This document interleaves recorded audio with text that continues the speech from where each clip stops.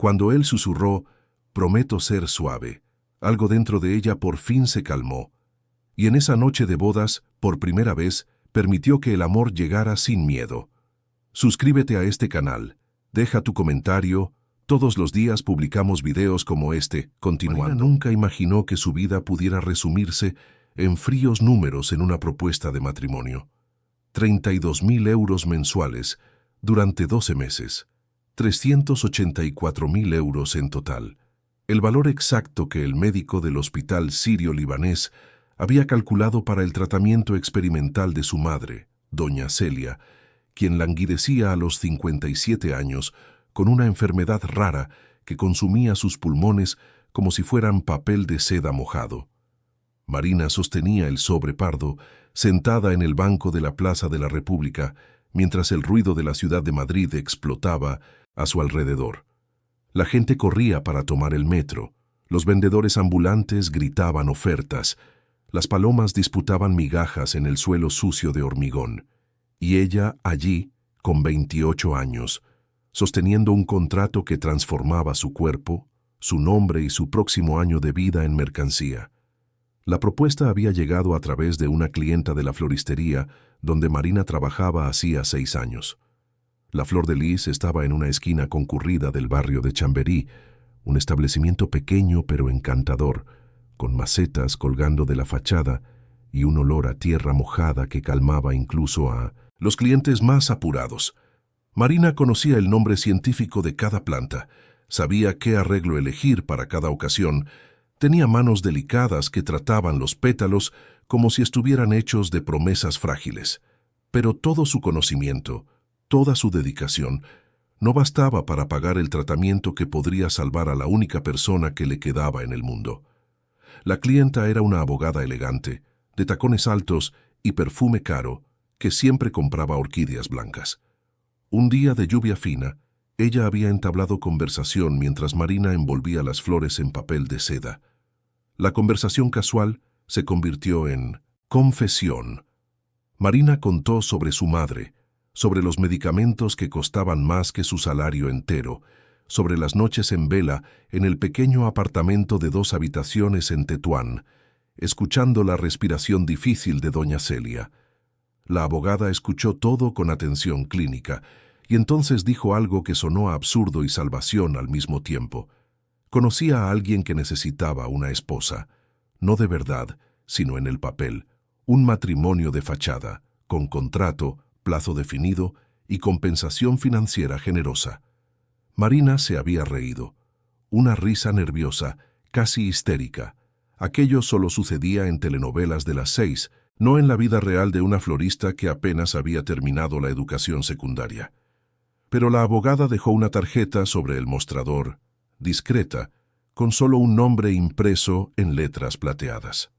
Rafael Méndez Albuquerque. Y un número de teléfono. Marina guardó la tarjeta en el bolsillo del delantal e intentó olvidar. Intentó durante 3 días, hasta la llamada del hospital avisando que el estado de doña Celia había empeorado, que el tiempo se estaba acabando, que sin el tratamiento ella tendría como máximo 6 meses. Fue así como Marina se vio aquella mañana de jueves, atravesando la puerta giratoria de un edificio acristalado en el Paseo de la Castellana, donde empresas de nombre extranjero ocupaban plantas enteras y personas de traje caminaban con prisa y teléfonos pegados a la oreja.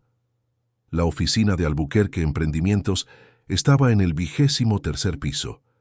Marina subió en el ascensor de cristal, sintiendo el estómago revolverse. No sabía si era por la altura o por lo absurdo de lo que estaba a punto de hacer. La recepción era toda en tonos de gris y blanco, moderna y fría como una sala de cirugía. Una secretaria la recibió con una sonrisa profesional y la guió por un pasillo hasta una sala de reuniones con vistas a la ciudad entera. Madrid se extendía allí abajo como un mar de edificios y coches, infinito e indiferente al destino de las personas pequeñas como ella. Rafael Méndez Albuquerque entró en la sala 3 minutos después. Marina tuvo que contener la respiración. Él no era lo que ella esperaba. Había imaginado a un hombre mayor, quizás arrogante, con esa pose de quien compra todo y a todos. Pero Rafael tenía como máximo 35 años, altura mediana, hombros anchos bajo un traje azul marino impecable. Rostro era hermoso de una manera cansada, como si llevara noches mal dormidas escritas en las discretas ojeras. Los ojos eran castaños y hundidos, del tipo que parecía estar siempre evaluando, calculando, protegiéndose. El cabello negro estaba bien cortado, con algunos mechones rebeldes cayendo sobre la frente. Él no sonrió al saludarla, solo extendió la mano, y Marina notó que la palma de él estaba helada a pesar del calor de octubre. La conversación fue directa e incómoda. Rafael habló como quien presentaba un proyecto comercial, no una propuesta de matrimonio. Necesitaba una esposa para calmar a inversores conservadores que cuestionaban su estabilidad personal. Su empresa estaba en proceso de fusión con un grupo del sur del país, gente tradicional que valoraba la familia y el compromiso. Rafael era soltero, sin relaciones públicas, y eso generaba desconfianza. Peor aún, arrastraba la fama de haber sido plantado en el altar 3 años antes, un escándalo que la prensa de negocios le encantó explotar. La exnovia, Patricia Sampaio, había roto el compromiso 2 semanas antes de la boda, alegando que Rafael era incapaz de demostrar afecto, que era frío y obsesionado con el trabajo. Había concedido entrevistas, publicado posts en redes sociales, transformado su vida en entretenimiento público. Desde entonces, Rafael evitaba cualquier exposición personal, pero ahora necesitaba revertir la narrativa. Necesitaba parecer fiable, estable, comprometido. Marina lo escuchó en silencio, las manos cruzadas en el regazo para disimular el temblor. Él explicó las cláusulas del contrato: 12 meses de matrimonio oficial, apariciones públicas estratégicas, cenas con socios, eventos corporativos.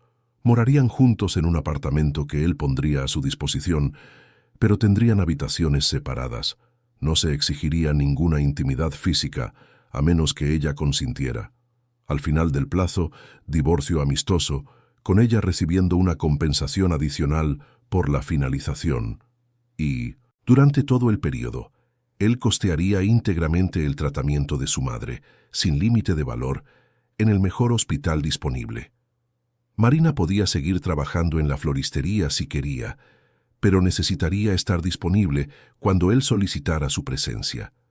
Cuando Rafael terminó de hablar, el silencio en la sala solo fue roto por el discreto zumbido del aire acondicionado.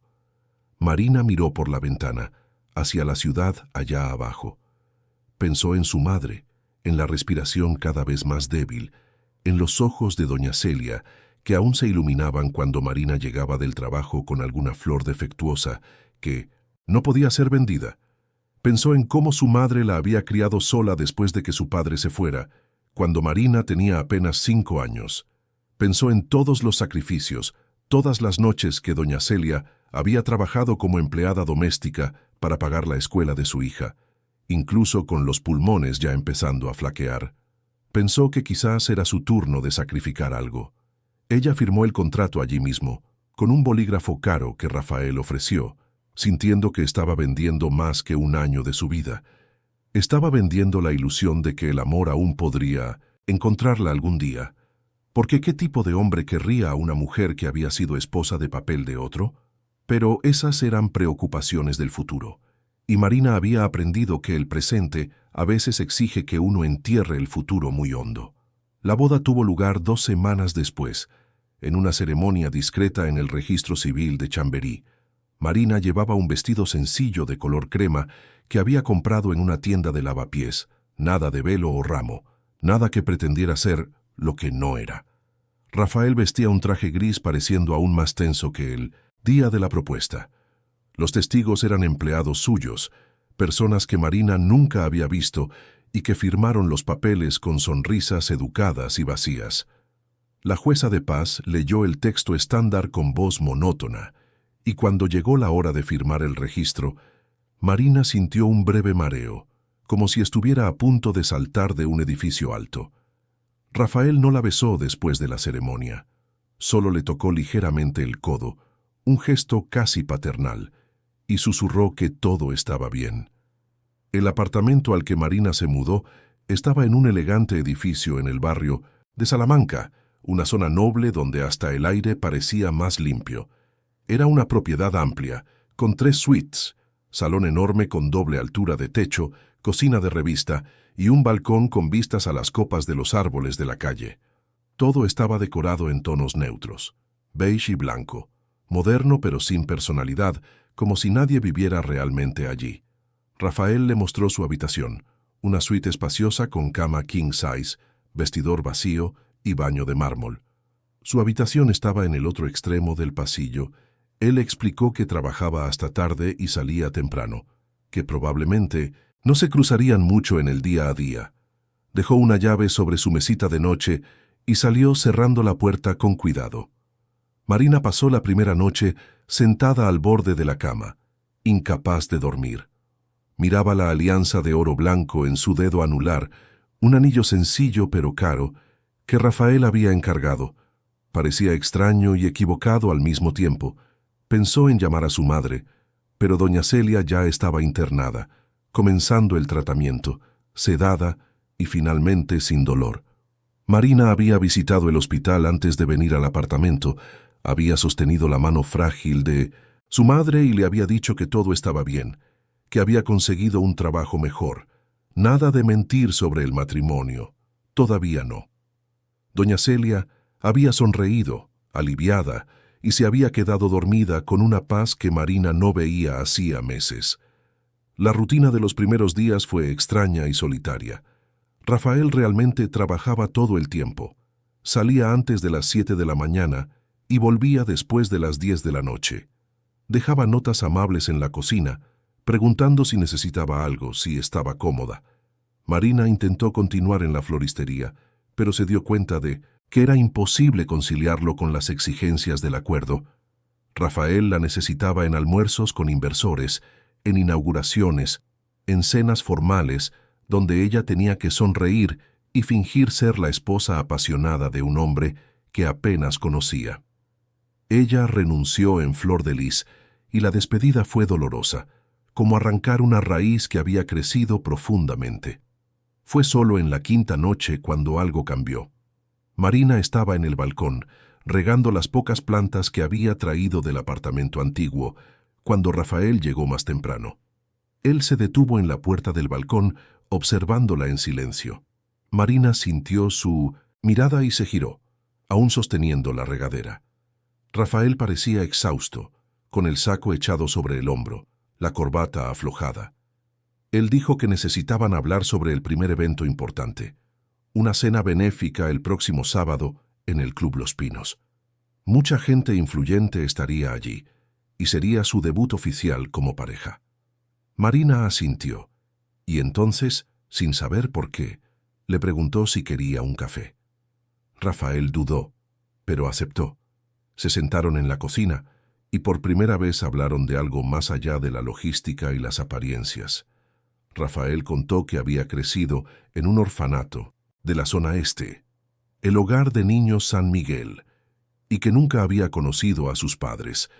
Había sido adoptado a los 10 años por una pareja de empresarios que vio en él potencial académico, pero nunca afecto real. Ellos pagaron los mejores colegios, la mejor facultad de administración, pero lo trataban como una inversión, no como un hijo. Cuando cumplió 18 años, fue emancipado y dejó su casa, decidido a construir algo propio. Pasó años trabajando 16 horas al día, montando Albuquerque emprendimientos desde cero. El éxito llegó rápido, casi violento, pero el éxito no le enseñó a Rafael a confiar, a abrirse, a amar. Y cuando conoció a Patricia, pensó que había encontrado a alguien que lo aceptaría a pesar de sus fallas. Estaba equivocado. Ella quería el dinero y el estatus, no al hombre herido que se escondía detrás de los trajes caros. Marina lo escuchó sin interrumpir, sosteniendo la taza de café con ambas manos. Cuando Rafael terminó, ella notó que él estaba mirando sus manos, manos pequeñas y callosas de tanto trabajar con tierra y espinas. Ella contó sobre su madre, sobre el padre que se había ido, sobre cómo creció creyendo que el amor era algo que se ve en los demás, pero nunca se experimenta de verdad. Contó que había aprendido a valerse por sí misma porque no tenía elección, pero que a veces por la noche sentía un cansancio tan grande que parecía que iba a derrumbarse. Rafael asintió, y Marina vio algo en sus ojos que no había visto antes. Reconocimiento. Como si él entendiera exactamente lo que ella estaba diciendo, porque había vivido lo mismo. La cena en el Club Los Pinos fue una prueba de fuego. Marina usó un vestido azul marino que Rafael le había mandado comprar, un modelo elegante pero discreto. Él la buscó en la habitación y cuando ella salió, Marina notó que él la miró de una manera diferente, detenida, antes de desviar la mirada rápidamente. En el evento, Rafael le sostuvo la mano todo el tiempo, la presentó a empresarios y esposas con un orgullo que parecía casi real. Marina sonrió hasta que le dolió la mejilla, respondió preguntas sobre cómo se conocieron con la historia ensayada, fingió estar enamorada de un hombre que era prácticamente un extraño.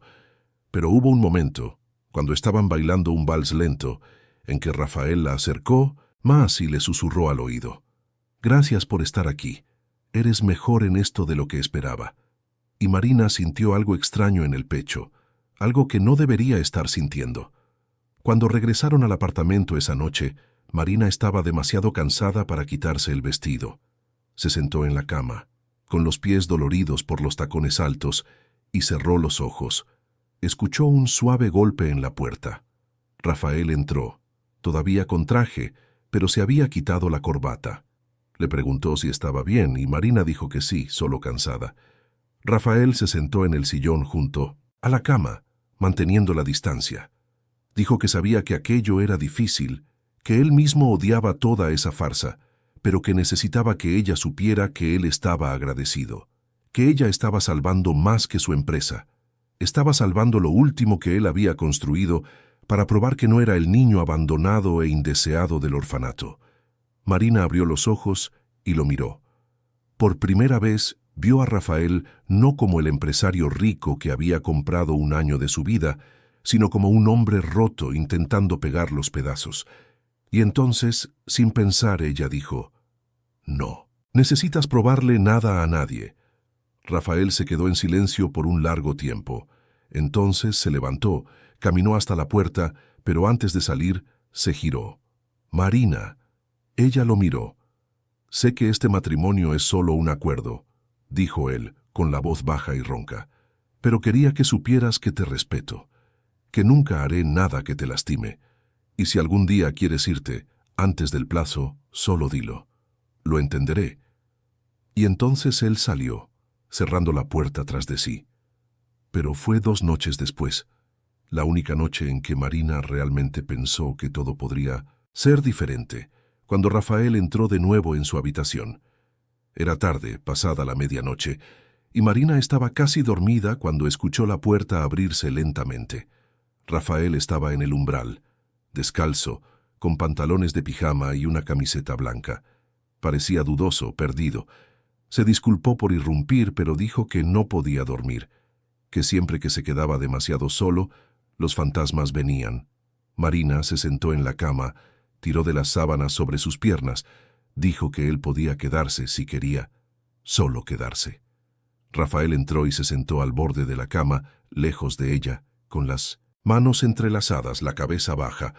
Se quedaron allí en silencio, por minutos que parecieron horas. Y entonces Rafael habló, tan bajo que Marina casi no lo oyó. «Tengo miedo de lastimarte». Marina frunció el ceño. «¿Lastimarte cómo?» Y Rafael la miró, y en sus ojos había algo salvaje y frágil al mismo tiempo. «De hacerte creer que esto es real cuando no lo es. De que me odies al final». Marina sintió que su corazón se aceleraba. Ella no sabía qué decir, porque la verdad era que ya estaba empezando a creer. Ya estaba empezando a esperarlo llegar a casa. Ya estaba empezando a preocuparse si había comido, si estaba bien. Y eso era peligroso, porque nada de aquello era real. Era un contrato, un acuerdo de negocios, pero cuando Rafael extendió la mano, lentamente, como si pidiera permiso, y Marina tomó esa mano, sintiendo la piel cálida y el leve temblor en sus dedos, ella supo que la mentira se estaba volviendo verdad, y tenía miedo, mucho miedo. Rafael se acercó, centímetro a centímetro, dándole tiempo para retroceder, para decir no. Pero Marina no dijo nada. Solo cerró los ojos cuando él tocó su rostro, los dedos temblándole contra la piel. Y entonces, muy suavemente, casi como una confesión, Rafael murmuró: «Prometo ser gentil». Y fue en esa promesa, en esas 3 palabras dichas con la voz temblorosa y cargada de vulnerabilidad, que algo dentro de Marina se rompió y se reconstruyó al mismo tiempo. Porque por primera vez en la vida, alguien estaba prometiendo cuidado, estaba prometiendo no lastimar, no porque estuviera obligado, sino porque quería. Y cuando Rafael la besó, lentamente, con miedo y ternura, Marina sintió que tal vez, solo tal vez, ella podría permitirse creer que el amor no era solo para los demás, que tal vez ella también merecía ser cuidada, ser amada, ser gentil. Los días siguientes a esa noche fueron extraños y delicados, como si Marina y Rafael hubieran cruzado una línea invisible y ahora necesitaran aprender a respirar en un territorio nuevo. No volvieron a hablar sobre lo que sucedió, sobre el beso que duró una eternidad y terminó con Rafael saliendo de su habitación lentamente, mirando hacia atrás una última vez antes de cerrar la puerta. Pero algo había cambiado. Los gestos cambiaron, las maneras en que se miraban, en que compartían el espacio, en que respiraban cerca, el uno del otro. Todo quedó cargado de una tensión que no era incómoda, sino urgente, como una pregunta que nadie tenía el valor de hacer en voz alta.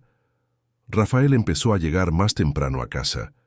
No mucho, solo 15, 20 minutos, pero lo suficiente para encontrar a Marina aún despierta, generalmente en la cocina preparando té o en el balcón cuidando las plantas. Él inventaba excusas para quedarse cerca. Preguntaba sobre su día, sobre su madre en el hospital, sobre las flores que ella estaba intentando cultivar. Marina notaba que él no sabía muy bien cómo hacer aquello, cómo tener intimidad sin un contrato, cómo acercarse sin parecer invasivo. Rafael era torpe de una manera conmovedora, como alguien que nunca había aprendido los pasos de baile y estaba intentando seguir el ritmo por primera vez. Una mañana, Marina se despertó con el olor a café fresco que venía de la cocina. Le extrañó porque Rafael siempre se iba antes de que ella se despertara. Cuando bajó, lo encontró allí, todavía en pijama, manejando una cafetera italiana, con el cabello despeinado, los hombros tensos por la concentración. Había pan en la tostadora, mantequilla sobre la encimera, mermelada de fresa.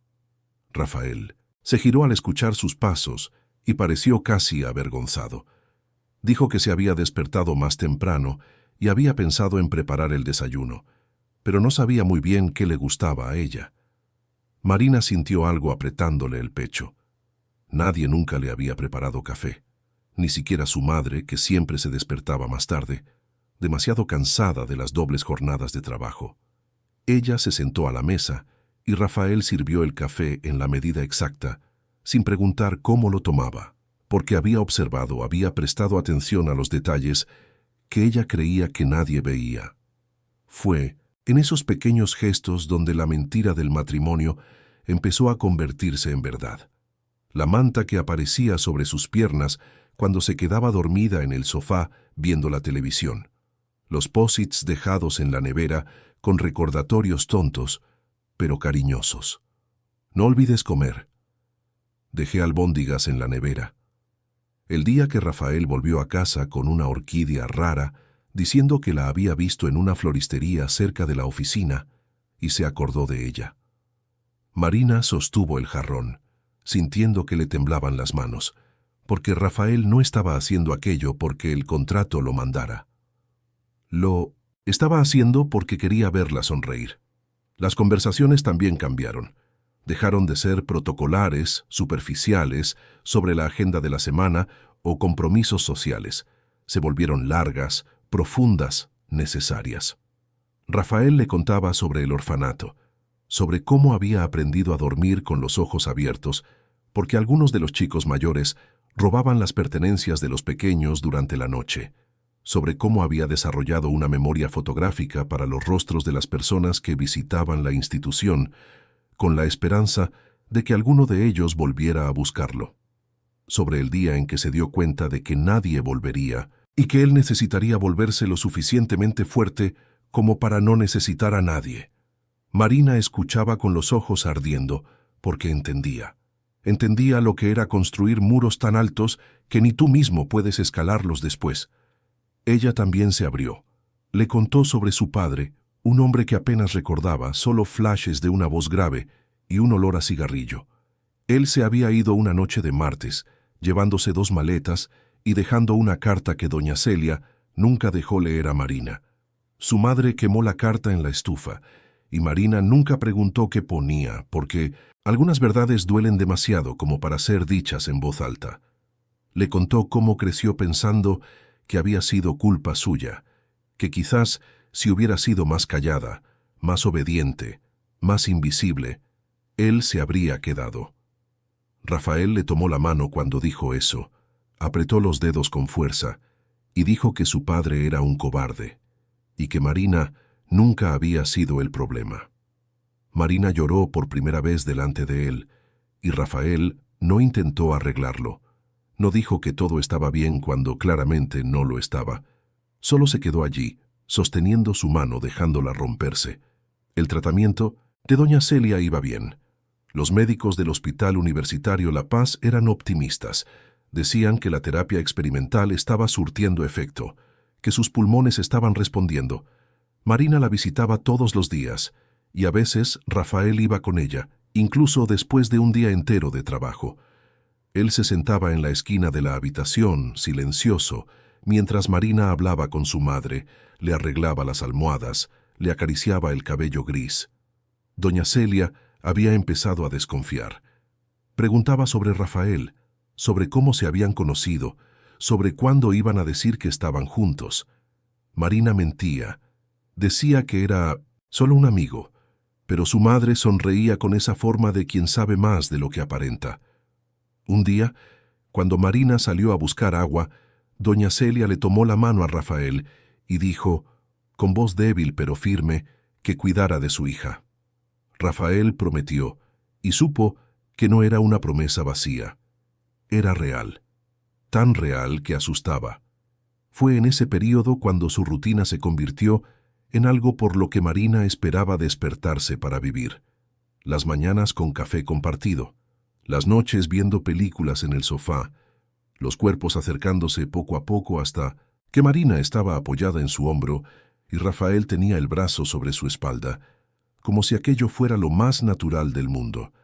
Los fines de semana en los que Rafael la llevaba a almorzar a restaurantes a los que ella nunca habría tenido el valor de entrar sola, pero donde él se empeñaba en escuchar lo que ella quería pedir, respetando sus elecciones, sus deseos, como si su opinión importara de verdad. Y sí, importaba. Rafael había empezado a preguntar qué pensaba ella sobre las decisiones de la empresa, sobre negocios, sobre personas. Escuchaba sus respuestas con atención, y Marina percibía que él valoraba su punto de vista, aunque ella no tuviera estudios universitarios, aunque viniera de la floristería y no del mundo corporativo. Pero como toda construcción frágil, bastó un viento fuerte para amenazar con derribarlo todo. La tormenta llegó en forma de Patricia Sampaio, la ex prometida de Rafael. Marina había oído hablar de ella, pero nunca la había visto en persona. Hasta el día del evento benéfico en el Museo Nacional Centro de Arte Reina Sofía, un cóctel elegante para recaudar fondos para ONGs que trabajaban con niños en situación de riesgo. Rafael le había pedido a Marina que lo acompañara, diciendo que era importante, que los mayores inversores estarían allí. Marina usó un vestido verde esmeralda, el cabello recogido en un moño bajo, un maquillaje discreto. Rafael no le quitó los ojos de encima en toda la noche. Patricia apareció en medio del evento, entrando por las puertas de cristal del museo como si fuera la dueña del lugar. Era alta, rubia, con ese tipo de belleza construida en clínicas de estética y gimnasios caros. Llevaba un vestido rojo ajustado, joyas relucientes y una sonrisa que no le llegaba a los ojos. Marina sintió el cuerpo de Rafael endurecerse a su lado, la mano de él apretando la suya con fuerza. Patricia caminó directamente hacia ellos, el tacón golpeando el suelo de mármol con un sonido que resonaba como una amenaza. Ignoró a Marina por completo, fijando los ojos en Rafael. «Entonces es verdad», dijo, la voz lo suficientemente alta para que la gente alrededor dejara de hablar. «¿Realmente te casaste?» «¿Y con quién, Rafael? ¿Con una florista?» Marina sintió la sangre hervir, pero antes de que pudiera responder, Rafael dio un paso adelante, interponiéndose entre las dos. «Patricia», dijo, la voz fría como el hielo, «no es asunto tuyo». Pero Patricia no había ido allí para retroceder. Se rió, un sonido estridente y falso. «Claro que es asunto mío, querido. Casi me casé contigo. Conozco tus secretos, tus debilidades. ¿Y ahora crees que puedes borrarme de tu vida casándote con esta?» Ella miró a Marina de arriba abajo, el desprecio evidente. ¿Esta pobre que probablemente ni sabe en qué se está metiendo? Marina sintió las uñas clavándose en las palmas de las manos, pero se obligó a mantener la calma. Rafael estaba a punto de explotar. Ella lo veía por la tensión en sus hombros, por la forma en que su mandíbula estaba tensa. Pero entonces Marina hizo algo que la sorprendió incluso a ella misma. Dio un paso adelante, se puso al lado de Rafael y miró a Patricia a los ojos. «Sé exactamente en qué me he metido», dijo, con voz firme. «Me he metido en un matrimonio con un hombre que vale más de lo que tú jamás entenderás. Y si no tienes nada más que veneno para ofrecer, sugiero que te retires». El silencio que siguió fue ensordecedor. Patricia se puso lívida, los ojos brillando de rabia. Abrió la boca para responder, pero Rafael la interrumpió. «Oíste a mi esposa. Vete». Patricia los miró a los dos, luego a la gente alrededor que observaba la escena con curiosidad mal disimulada.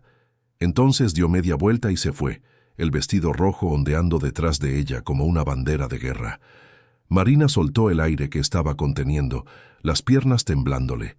Rafael la atrajo hacia sí, la mano en su cintura, y le susurró al oído.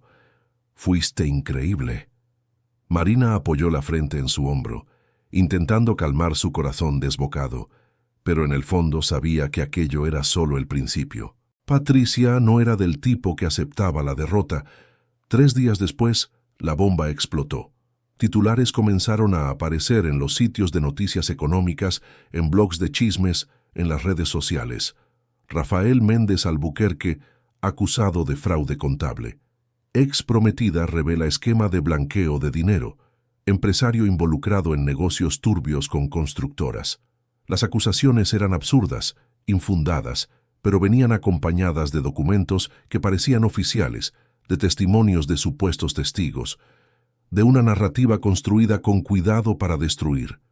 Patricia había abierto un proceso judicial, alegando que Rafael había desviado recursos de proyectos conjuntos que ellos tuvieron durante el noviazgo, que ella tenía pruebas de irregularidades fiscales, que él la había amenazado cuando intentó denunciarlo. Marina vio a Rafael desmoronarse a cámara lenta. Él contrató a los mejores abogados, presentó documentos que probaban su inocencia, pero los medios ya habían decidido el veredicto. Los titulares sensacionalistas vendían más que la verdad. La empresa empezó a tambalearse. Los inversores pidieron reuniones urgentes. Los socios exigieron explicaciones. La fusión con el Grupo del Norte fue suspendida. Los contratos fueron cancelados. La oficina en La Castellana, que siempre bullía de actividad, quedó silenciosa como un cementerio. Los empleados comenzaron a dimitir, con miedo de ser asociados al escándalo. Rafael empezó a trabajar 20 horas al día, intentando contener los daños, pero era como intentar retener agua con las manos. Marina lo veía cerrarse poco a poco, volviendo a ser aquel hombre de paredes altas que ella había conocido el primer día. Dejó de llegar temprano a casa, dejó de preparar café, dejó de hablar. Cuando ella intentaba hablar, Rafael evadía la conversación, decía que estaba ocupado, que no quería preocuparla. Pero Marina veía las ojeras profundas, las manos temblándole cuando sostenía el teléfono, la forma en que evitaba su propio reflejo en el espejo. Ella intentaba ayudar, pero no sabía cómo. Preparaba comida que él no comía. Dejaba mensajes a los que él no respondía. Se quedaba despierta esperándolo volver, pero cuando llegaba, se encerraba en la oficina y no salía hasta la madrugada. Fue en una noche particularmente difícil, después de que otro socio importante anunciara su salida de la empresa, cuando Marina tomó una decisión. Ella estaba en la cocina cuando Rafael llegó, los ojos rojos, el traje arrugado. Él fue directo a la oficina sin mirarla y Marina lo siguió. Llamó a la puerta, pero él no respondió. Ella la abrió de todos modos. Rafael estaba sentado en la silla, la cabeza entre las manos, y Marina se dio cuenta de que estaba llorando. Silenciosamente, los hombros temblándole. Ella cruzó la sala, se arrodilló frente a él, le sostuvo el rostro con ambas manos y lo obligó a mirarla. «Estoy aquí», dijo ella. «No estás solo». Rafael cerró los ojos, las lágrimas resbalando por su rostro. «Ella no me conoce de verdad», susurró. «Ella no sabe de lo que soy capaz». Marina frunció el ceño. «¿De qué estás hablando?» Y entonces Rafael contó. Contó que cuando era adolescente en el orfanato, se había involucrado con un grupo de chicos mayores que robaban en las calles. Nada grave, carteras, teléfonos móviles, cosas que podían vender rápido. Él había hecho aquello por desesperación, porque el orfanato no daba ropa decente, no daba material escolar, y los otros chicos se reían de él por ser el más débil. Rafael robó durante 6 meses, hasta que fue atrapado por la policía. Tuvo suerte. El juez era un hombre comprensivo que vio que él era solo un niño asustado. Lo mandó de vuelta al orfanato con una advertencia, y fue ese susto lo que hizo que Rafael decidiera cambiar de vida, estudiar, ser alguien. Pero ahora, con las acusaciones de Patricia, él estaba seguro de que ella iba a usar ese pasado contra él, iba a distorsionar, iba a hacer parecer que él siempre había sido un criminal. Marina escuchó todo en silencio, las manos aún sosteniendo su rostro. Cuando Rafael terminó, ella dijo, la voz firme: «Eras un niño abandonado intentando sobrevivir. Eso no te define. Lo que te define es el hombre en que te has convertido. Y yo conozco a ese hombre, Rafael.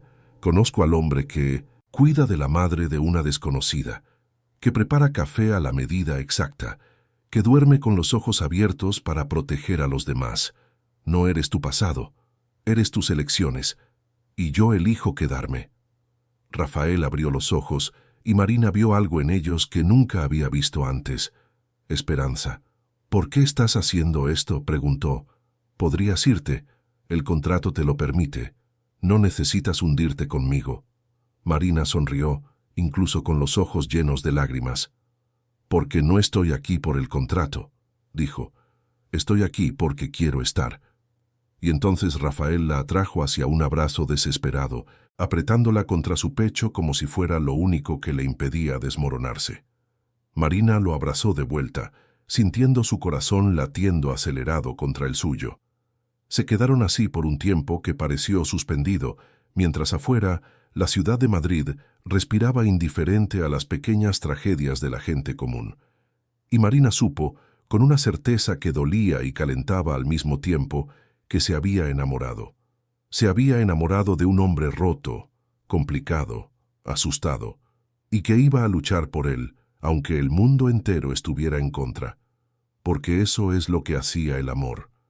No huía, permanecía. Las semanas siguientes pusieron a prueba a Marina de maneras que ella nunca imaginó posibles. Rafael luchaba contra las acusaciones de Patricia con la ferocidad de quien sabe que está perdiendo. Y Marina permaneció a su lado en cada audiencia, en cada reunión con abogados, en cada titular difamatorio que mostraba su rostro como si fuera un criminal. Los abogados de Patricia eran agresivos, presentaban documentos adulterados que parecían legítimos a primera vista, traían testigos que claramente habían sido pagados para mentir. El proceso se arrastraba, y cada día que pasaba, La reputación de Rafael se hundía un poco más. La empresa sangraba dinero. Contratos rescindidos significaban multas elevadas. La fusión con el Grupo del Norte había sido oficialmente cancelada y los inversores exigían la devolución de las aportaciones. Rafael tuvo que vender 2 de los 3 edificios comerciales que Albuquerque Emprendimientos poseía en la Gran Vía, solo para cubrir las pérdidas inmediatas. La oficina en La Castellana fue reducida a 2 plantas. De un equipo de 120 empleados, solo quedaban 23. Marina veía a Rafael languidecer ante sus propios ojos, pero él continuaba, obstinado, negándose a rendirse. Decía que no le iba a dar a Patricia la satisfacción de verlo destruido. Pero Marina percibía que había algo más allá del estrés del proceso, más allá de la presión financiera. Rafael había empezado a tener episodios extraños. Falta de aire súbita en medio de conversaciones. Mareos que intentaba disimular agarrándose a las mesas. Una palidez que no desaparecía ni siquiera cuando descansaba. 2 veces Marina lo encontró sentado en el suelo del baño, la mano apretada contra el pecho, respirando con dificultad. Cuando ella preguntaba qué estaba pasando, Rafael decía que era solo cansancio, estrés, que pasaría. Pero no pasaba, empeoraba. Marina insistió para que él fuera al médico, pero Rafael se negaba con una terquedad que rozaba lo absurdo. Decía que no tenía tiempo, que tenía cosas más importantes que resolver. Ella amenazó con llamar a una ambulancia, y él prometió que pediría una cita cuando el proceso avanzara un poco. Siempre era después, siempre mañana, siempre cuando las cosas mejoraran. Pero las cosas no mejoraban, y Marina sentía una angustia creciente, una mala sensación que no conseguía nombrar, como si estuviera a punto de perder algo precioso sin tener la oportunidad de retenerlo. Fue durante una de esas noches de insomnio, mientras Rafael trabajaba encerrado en la oficina y Marina vagaba por el apartamento sin poder dormir, cuando decidió ordenar algunos papeles que estaban acumulados sobre la mesa del salón. Rafael tenía la costumbre de traer documentos de la oficina y esparcirlos por todas partes, y Marina intentaba organizar al menos para que el caos fuera menor. Ella cogió una pila de papeles y estaba separando lo que era basura de lo que necesitaba ser guardado cuando un sobre pardo cayó de en medio del desorden. El sobre tenía el membrete del Hospital Universitario Ramón y Cajal y estaba dirigido a Rafael. Marina dudó, porque no tenía la costumbre de hurgar en sus cosas, pero algo en aquel sobre la dejó inquieta. Quizás fue el hecho de estar escondido allí, en medio de tantos otros papeles, como si Rafael quisiera que pasara desapercibido. Abrió el sobre con las manos temblándole. Dentro había una serie de exámenes médicos: electrocardiograma, ecocardiograma, resonancia magnética cardíaca, análisis de sangre. Marina no entendía toda la terminología médica, pero entendía lo suficiente como para que el miedo le helara el estómago. Había anotaciones en rojo al lado de algunos resultados: estenosis aórtica grave, insuficiencia cardíaca progresiva, riesgo elevado, de muerte súbita. En la última página había un informe firmado por un cardiólogo renombrado. El médico recomendaba cirugía inmediata para el reemplazo de la válvula aórtica, advirtiendo que sin la intervención, el paciente tenía una esperanza de vida de un máximo de 6 meses. Los exámenes tenían fecha de 5 semanas atrás. Marina se sentó en el suelo allí mismo, aún sosteniendo los papeles, incapaz de respirar bien. 5 semanas. Rafael sabía hacía 5 semanas que estaba enfermo, que podía morir, y no le había contado nada. Se lo había escondido. Le había mentido cuando ella preguntaba si estaba bien. Había fingido que la falta de aire y los mareos eran solo cansancio. Marina sintió una furia crecer dentro de ella, mezclada con un pavor tan grande que tuvo ganas de gritar. ¿Cómo podía hacer aquello? ¿Cómo podía simplemente decidir solo sobre su propia vida, sin siquiera darle a ella la oportunidad de ayudar? Ella se levantó con los papeles en la mano y fue hasta la oficina. No llamó a la puerta, simplemente entró. Rafael estaba inclinado sobre la mesa, rodeado de documentos legales. el portátil abierto con hojas de cálculo financieras. Él levantó la vista, sorprendido por la invasión, pero su expresión cambió cuando vio lo que Marina sostenía. Él palideció aún más, si eso era posible, y se levantó despacio de la silla. «Marina», él comenzó, pero ella lo interrumpió. «¿Qué es esto, Rafael?», preguntó Marina, y su voz estaba extrañamente tranquila, una calma antes de la tormenta. Él tragó saliva. «Son solo exámenes de rutina». Marina dio un paso adelante. «Mentira. Estos exámenes dicen que necesitas cirugía urgente, que puedes morir si no te operan. ¿Desde hace cuánto lo sabes?». Rafael desvió la mirada, incapaz de mirarla a los ojos. «Algunas semanas». Marina sintió las piernas temblorosas. «¿Algunas semanas?», repitió incrédula. «¿Me estás diciendo que hace semanas sabes que tienes una enfermedad grave, que necesitas cirugía, y simplemente no me lo contaste?». Rafael finalmente la miró, y en sus ojos había culpa, pero también terquedad. «No quería preocuparte. Ya estás lidiando con tantas cosas por mi culpa, con el proceso, con la prensa, con todo». Marina soltó una risa amarga. «¿No querías preocuparme? ¿Crees que esconder que puedes morir es la manera de no preocuparme?». Rafael dio un paso hacia ella, pero Marina retrocedió. «No. No te acerques a mí ahora». El silencio que siguió fue pesado, denso. Marina miraba a aquel hombre al que había aprendido a amar, y de repente él parecía un extraño. ¿Cómo podía confiar en él si escondía algo tan importante?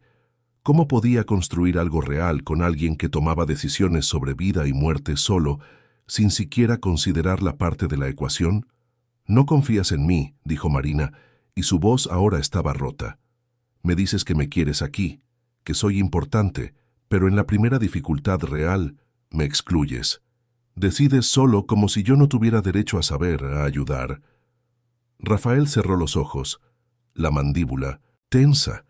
«No es cuestión de confianza, es cuestión de no querer ser una carga». Marina sintió las lágrimas correr por su rostro. «¿Una carga?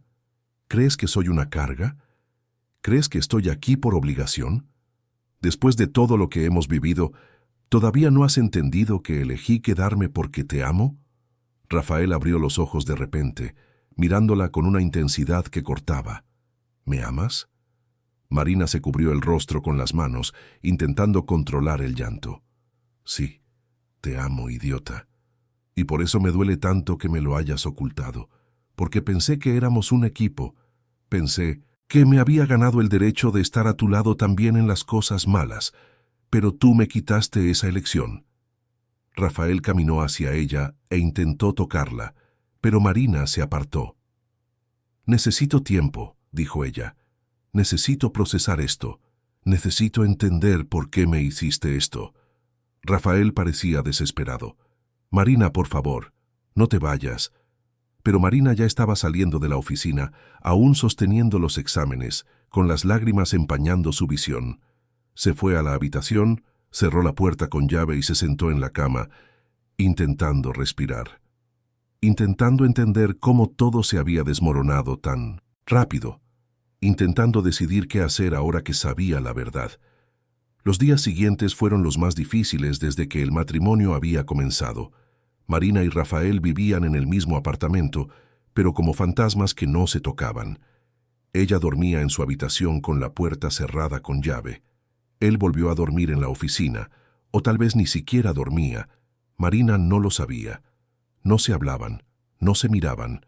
El silencio era ensordecedor, roto solo por los sonidos de la ciudad afuera y por el tic-tac del reloj en la sala, que parecía contar el tiempo que Rafael aún tenía si no se operaba. Marina intentó procesarlo todo sola, pero era demasiado pesado. Visitaba a su madre en el hospital e intentaba fingir que todo estaba bien, pero doña Celia notó que algo andaba mal. Preguntó si Marina había discutido con Rafael, y Marina no pudo mentir. Le contó sobre la enfermedad, sobre el secreto, sobre cómo se sentía traicionada.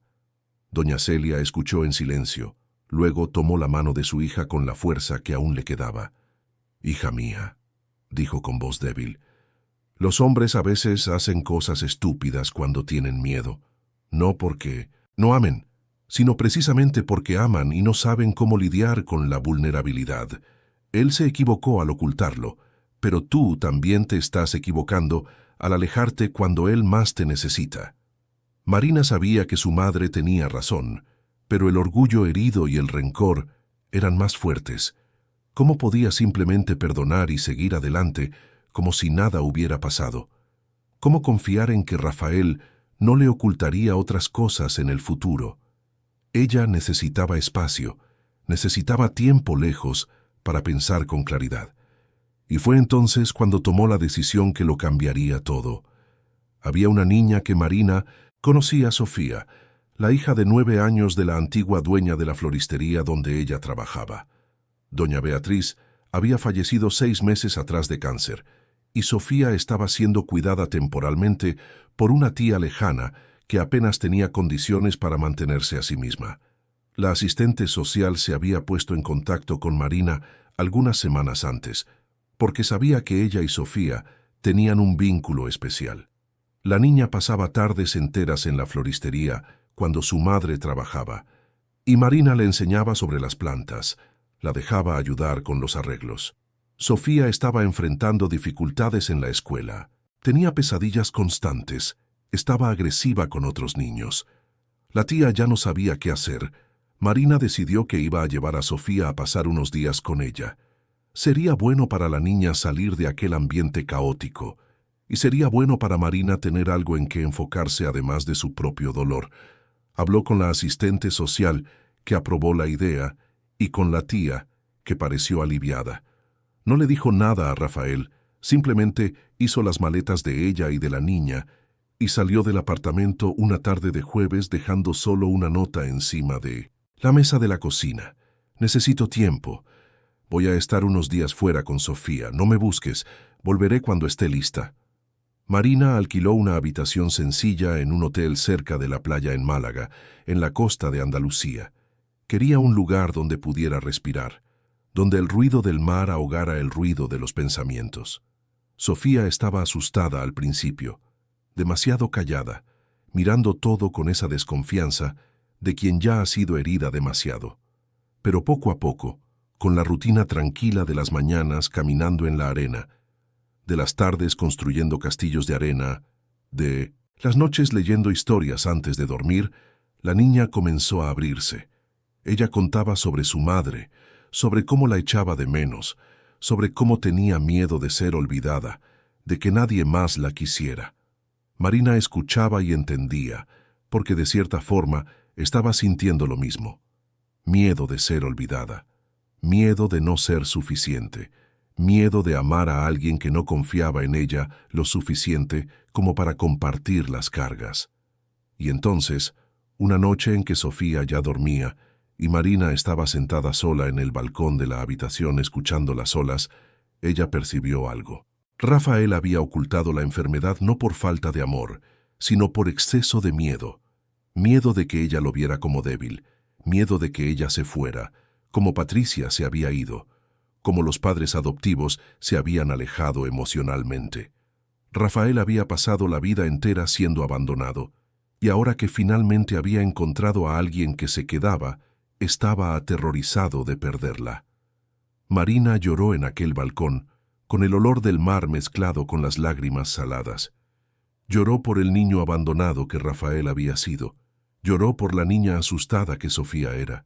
Lloró por la mujer que ella misma estaba intentando ser, lo suficientemente fuerte para amar a alguien roto sin romperse también.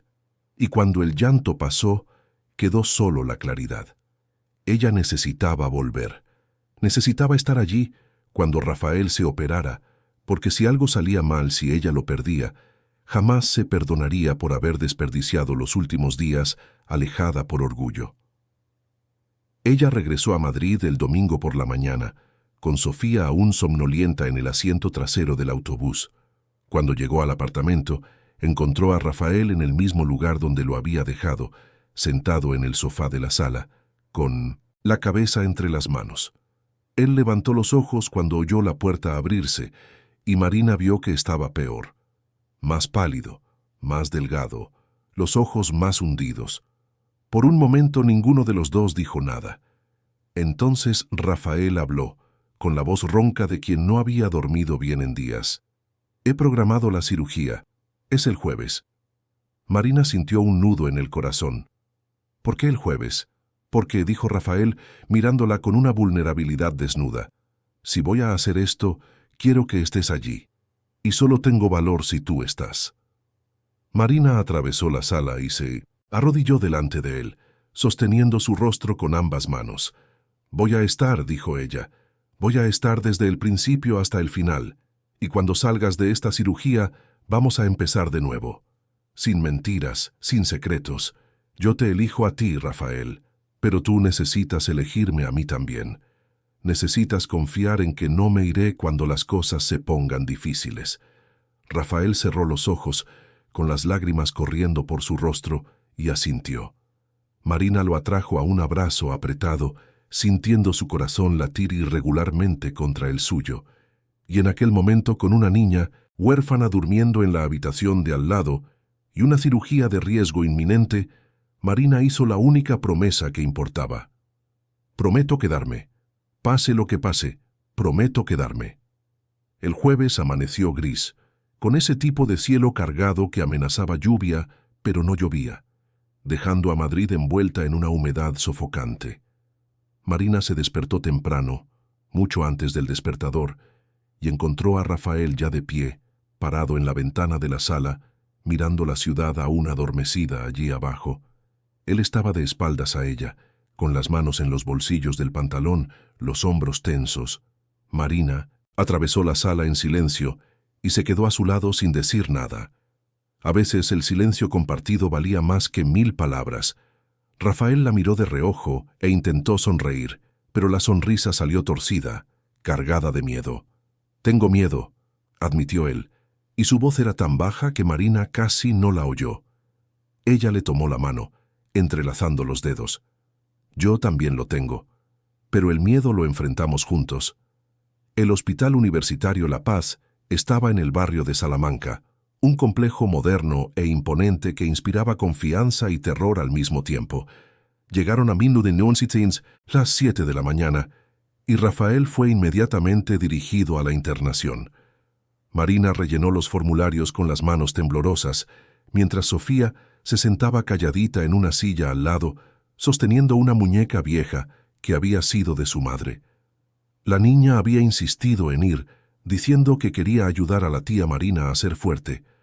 Marina había intentado disuadirla, pero la asistente social dijo que tal vez sería bueno para Sofía, que ella necesitaba aprender que las personas que amamos a veces se enferman, pero pueden volver, que no siempre el final es trágico como había sido. Con su madre, Rafael fue llevado a la habitación de preparación prequirúrgica y Marina fue con él. Él se puso la bata hospitalaria, esa tela fina e impersonal que transforma a cualquiera en solo un paciente más, y se sentó en la camilla esperando a que los enfermeros vinieran a buscarlo. Marina se sentó a su lado, le tomó la mano y se quedó allí en silencio. Rafael miraba al techo, con la respiración controlada pero rápida. Él quería decir tantas cosas. Marina lo veía en sus ojos, pero las palabras no salían. Entonces Marina habló por él. «Voy a estar aquí cuando te despiertes. Voy a estar esperando. Y cuando salgas de esta vamos a empezar de nuevo, como debió haber sido desde el principio, sin contratos, sin mentiras, sin miedo». Rafael la miró, con los ojos brillantes. «Te amo», dijo él, y fue la primera vez que pronunciaba esas palabras en voz alta. Marina sintió el pecho oprimirse tanto que dolió. «Yo también te amo, y por eso necesitas luchar, necesitas volver a mí». Cuando vinieron a buscar a Rafael, Marina lo besó en la frente, luego en los labios.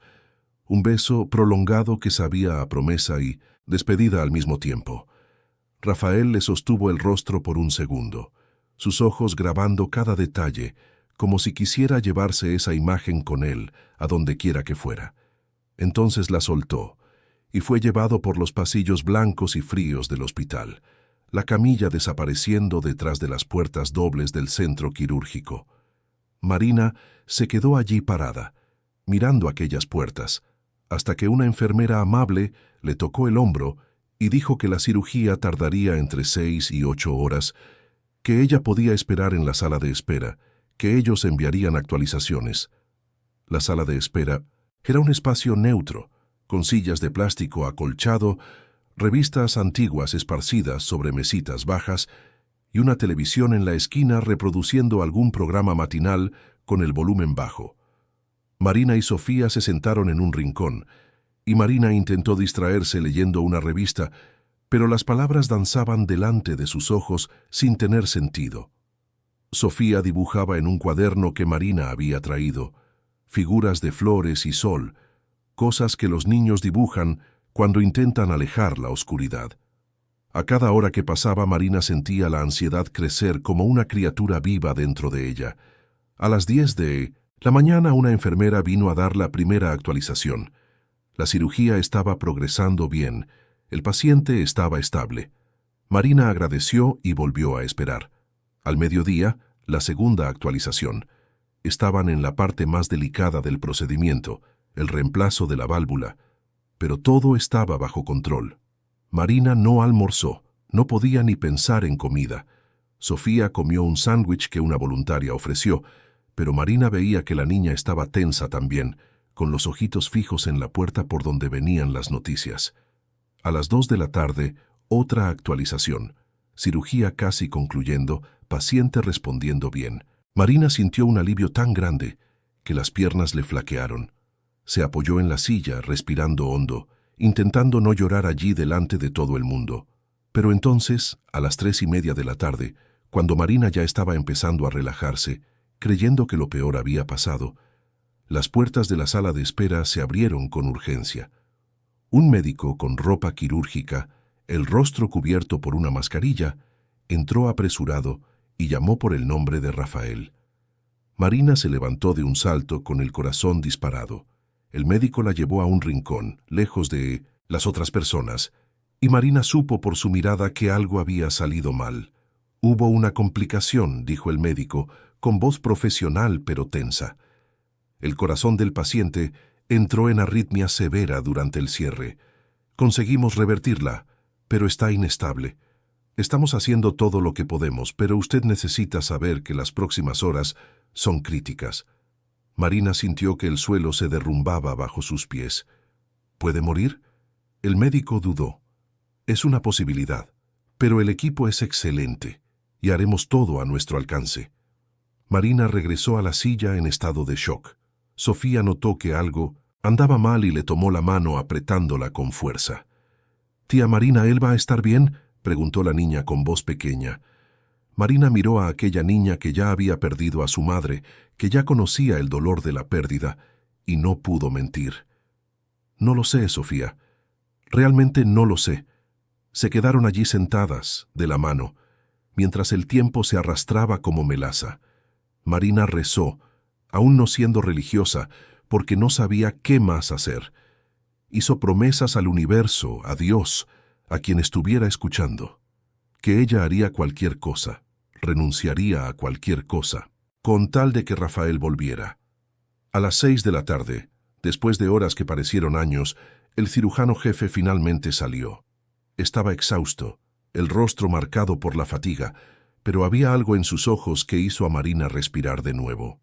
«Sobrevivió», dijo el médico, y Marina sintió que las lágrimas le explotaban. La cirugía fue un éxito, pero fue difícil, muy difícil. Él está en la UCI ahora, sedado, con soporte respiratorio. Tardará días hasta que sepamos si hay secuelas, si el corazón se recuperará completamente. Pero él luchó mucho. Marina se cubrió el rostro, con las manos, sollozando de alivio y agotamiento. Sofía la abrazó por la cintura y las dos se quedaron allí, llorando juntas, liberando toda la tensión acumulada. Rafael estuvo 5 días en la UCI. Marina prácticamente vivió en el hospital, durmiendo en una silla al lado de su cama, sosteniendo su mano incluso cuando él estaba inconsciente. susurrándole al oído que regresara, que ella estaba esperando. Los médicos decían que los pacientes en coma inducido a veces escuchaban que las voces de los seres queridos marcaban la diferencia. Marina no sabía si era verdad, pero hablaba de todos modos. Contaba sobre el día, sobre Sofía que preguntaba por él, sobre las flores que estaba cultivando en el balcón del apartamento. Contaba sobre planes para el futuro, sobre lugares que podían visitar cuando él mejorara, sobre la vida que aún tenían por delante. Al sexto día redujeron la sedación. Rafael empezó a respirar solo, a reaccionar a estímulos. Al séptimo día abrió los ojos. Marina estaba allí, como siempre, y cuando él parpadeó despacio, confuso, mirando a su alrededor sin entender dónde estaba, ella se inclinó y le sostuvo el rostro con cuidado. «Estás en el hospital. Te hicieron una cirugía. Todo está bien ahora». Rafael intentó hablar, pero tenía un tubo en la garganta. Sus ojos buscaron los de ella, desesperados, y Marina entendió lo que él estaba preguntando. «Estoy aquí», susurró ella. «Nunca me fui. Nunca me iré».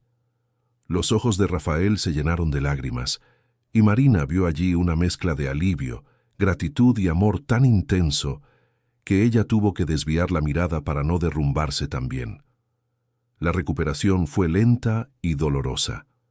Rafael fue trasladado a una habitación común después de 10 días, pero estaba débil, tan débil que apenas podía sentarse en la cama, sin ayuda. Había perdido peso, los músculos atrofiados por la inmovilidad. Necesitaba fisioterapia intensiva, medicamentos controlados, cuidados constantes. Marina organizó todo.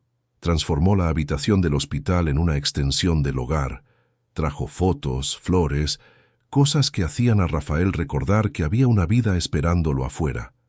Sofía visitaba todos los días después de la escuela, dibujaba tarjetas para él, contaba historias divertidas que le hacían sonreír incluso con el dolor. Pero además del dolor físico, había el dolor emocional. Rafael había perdido casi todo. La empresa estaba en quiebra. Los últimos socios habían vendido las acciones por un precio irrisorio durante la confusión de la cirugía. El proceso con Patricia aún estaba en curso, y aunque él ganara eventualmente, los daños ya estaban hechos. El apartamento del barrio de Salamanca sería vendido para pagar deudas hospitalarias y procesales. Rafael había construido un imperio, y ahora veía todo desmoronarse mientras apenas podía levantarse de la cama. Una noche, 3 semanas después de la cirugía, cuando Rafael ya conseguía caminar con ayuda por el pasillo del hospital, Marina lo encontró llorando solo. Ella se sentó a su lado en la cama y esperó. Rafael finalmente habló, con la voz ahogada. «Ya no tengo nada. La empresa, el dinero, la reputación, todo lo que construí para probar que valía algo. Todo se fue». Marina le tomó la mano, apretándola con fuerza. «Tienes la vida. Estás vivo, Rafael, y eso es todo lo que importa. El resto es solo material. Puede ser reconstruido, pero tú no. Tú eres irreemplazable». Rafael la miró, y Marina vio algo cambiando en aquellos ojos castaños, una decisión formándose.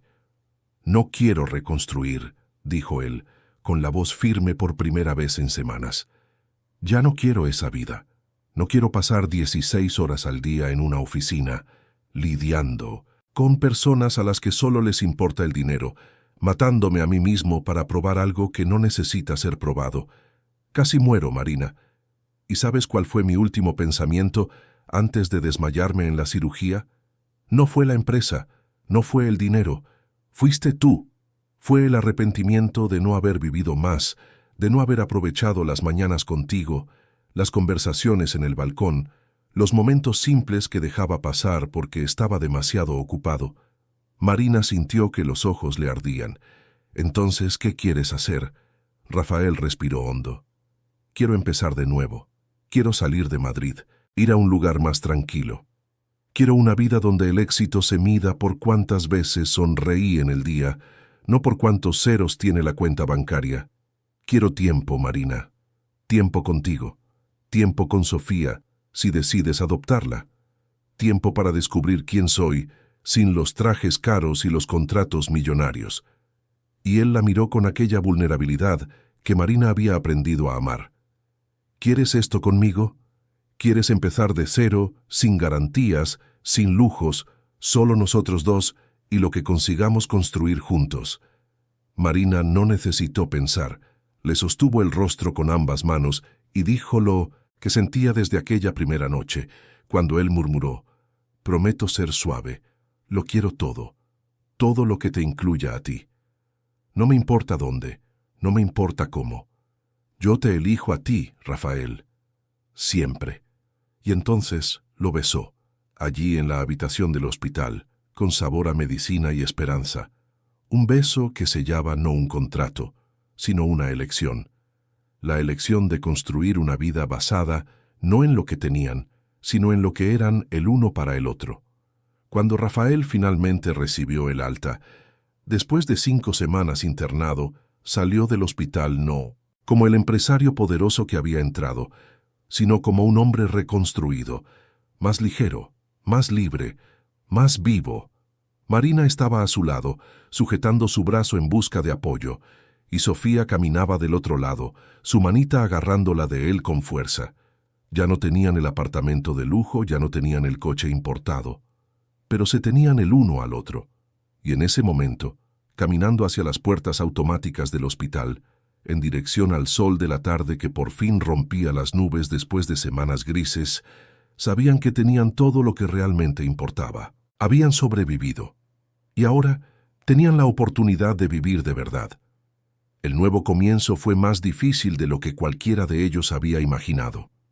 Rafael, Marina y Sofía se mudaron a una casa alquilada en Conil de la Frontera, una ciudad histórica en la costa gaditana, alejada del bullicio de Madrid. La elección no fue aleatoria. Rafael necesitaba un lugar donde pudiera hacer su rehabilitación cardíaca con tranquilidad, lejos del ritmo frenético de Madrid, lejos de las miradas curiosas y de los chismorreos que aún circulaban sobre su caída. Conil de la Frontera ofrecía exactamente eso: calles empedradas, casas coloniales coloridas, el mar en calma de la bahía, montañas verdes alrededor. Era un lugar donde el tiempo parecía transcurrir más despacio, donde era posible respirar sin sentir el peso del mundo sobre los hombros. La casa que consiguieron alquilar con el poco dinero que les quedaba era sencilla, casi rústica. 2 habitaciones pequeñas, un salón y cocina unidos, un baño minúsculo y un patio de tierra batida donde crecían algunas plataneras y un mango.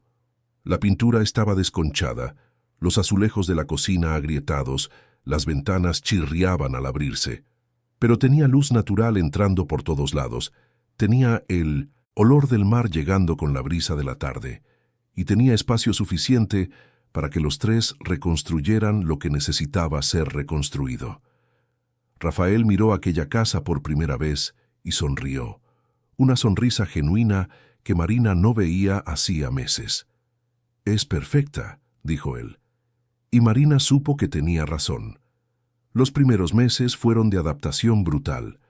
Rafael necesitaba fisioterapia diaria para recuperar la fuerza muscular perdida durante las semanas que estuvo en cama. La fisioterapeuta, doña Jurema, una señora robusta de unos 60 años que vivía en la ciudad hacía décadas, venía 3 veces por semana. Era dura pero eficiente. No aceptaba excusas ni autocompasión. Hacía que Rafael subiera y bajara los escalones de la casa 20 veces seguidas, incluso cuando él se quejaba de que no aguantaba. Le obligaba a hacer sentadillas con apoyo, a caminar por la playa a un ritmo creciente, a estirar hasta que los músculos le dolieran. Rafael detestaba cada segundo, pero obedecía porque sabía que aquello era necesario. Marina asistía a las sesiones, animando en silencio, ofreciendo agua, secándole el sudor de la frente con una toalla, susurrándole palabras de aliento cuando veía que estaba a punto de rendirse. Sofía estaba teniendo dificultades en la escuela nueva. Los niños de Conil de la Frontera hablaban diferente, jugaban diferente, y Sofía era la forastera, la niña extraña de Madrid que no conocía las jergas locales ni los juegos de la región. Volvía a casa callada.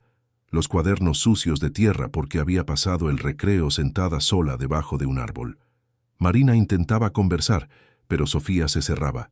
Decía que estaba todo bien con aquella voz monótona de quien está mintiendo. Fue Rafael quien consiguió abrir a la niña. Una tarde en que Marina había ido al mercado, él se sentó en el patio con Sofía y le dijo que entendía cómo se sentía.